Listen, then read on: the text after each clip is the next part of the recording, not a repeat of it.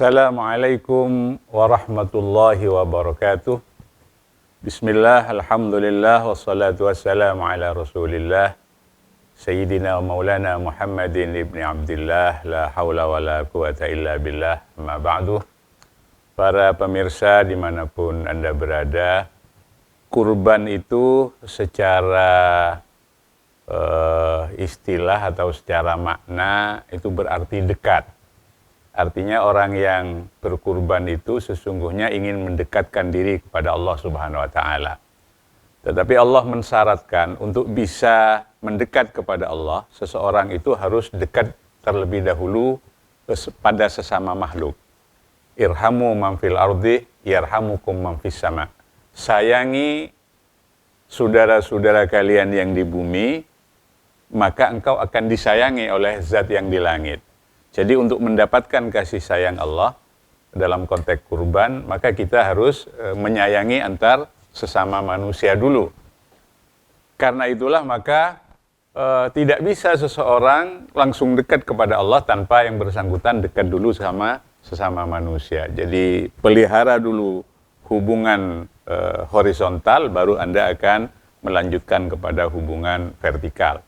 Itu satu. Karena itu maka ketika Allah menyuruh kita untuk mengisi masjid-masjid yang hening untuk mendekatkan diri kepada Allah, di sisi lain Allah juga memerintahkan kita untuk mengisi perut-perut yang kosong untuk mendekatkan diri kepada Allah. Karenanya ibadah kurban itu sesungguhnya bukan sekedar ibadah ritual ya, tetapi ibadah kurban yang paling substansial adalah ibadah sosial. Ibadah sosial. Jadi kita ikut memberdayakan masyarakat yang kekurangan, masyarakat yang kemiskinan dan lain sebagainya. Sehingga kemudian maka dari tauhidul ibadah menuju tauhidul ummah gitu ya. Jadi tidak kita mendapatkan pahala secara pribadi, tetapi juga membangkitkan kehidupan sosial masyarakat luas.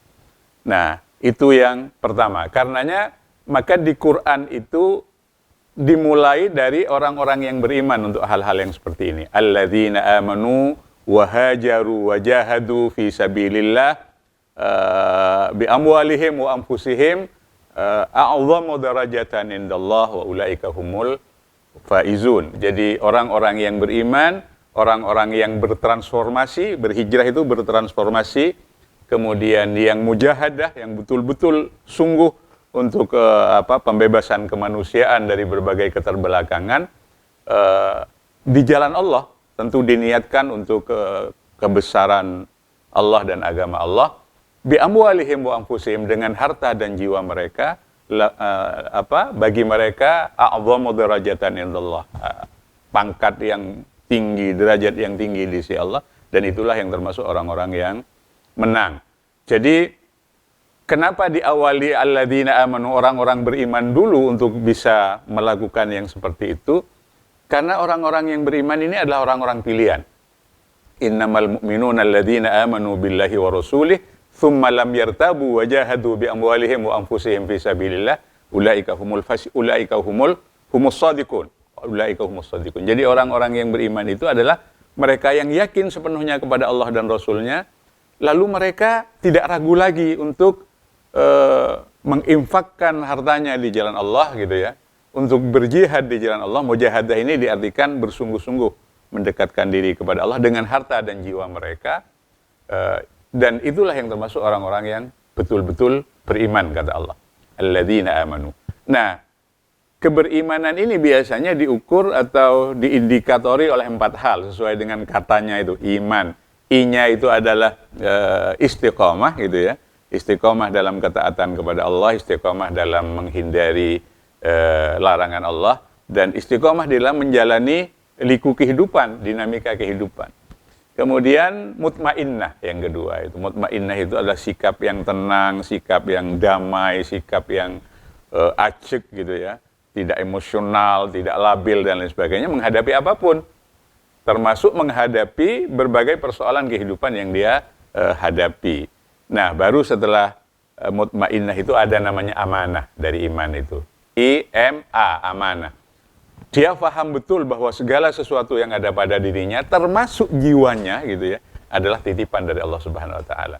Anak, istri, harta semua, rumah, sawah, mobil adalah titipan dari Allah. Maka tidak boleh kita bersedih kemudian ketika titipan ini diambil kembali oleh penitipnya gitu ya. Karena semuanya yang nitip adalah Allah. Sama dengan tukang parkir misalnya. Dia tidak sedih dan tidak begitu gembira ketika parkirannya penuh, misalnya ada mobil Alphard, ada sepeda motor, ada becak macam-macam di situ, dia tidak merasa memiliki. Begitu ditarik kembali oleh orangnya, diambil kembali, dia juga tidak susah. Jadi seperti filosofinya tukang parkir bahwa segala yang ada pada kita ini sesungguhnya hanyalah titipan, bukan milik kita. Maka ketika kita kehilangan dari apa yang ada pada kita, kita tidak boleh terlalu bersedih. Wala ta'thaw 'ala ma fatakum wala tafrahu bima atakum. Jangan terlalu bangga dengan apa yang Anda dapatkan, tetapi juga jangan terlalu sedih dengan apa yang luput dari kamu. Nah, ketika kita melaksanakan istiqamah, melaksanakan mutmainnah, melaksanakan amanah, baru kemudian sampai pada N ini namanya nahdhah. Nahdhah itu kebangkitan. Akan terjadi kebangkitan wawasan keislaman kita. Akan terjadi kebangkitan rizki kita, ekonomi kita menjadi lancar. Kemudian akan terjadi kebangkitan peradaban kita, sosial, politik, ekonomi, dan lain sebagainya. Itu orang-orang yang beriman. Dilanjutkan oleh Allah, wahajaru, orang-orang yang berhijrah. Orang-orang yang bertransformasi dari lingkungan negatif kepada lingkungan positif. Dari kebiasaan melanggar perintah Allah kepada kebiasaan mentaati perintah Allah dan lain sebagainya. Ar-ruju' minal mukhalafah ilal muwafaqah.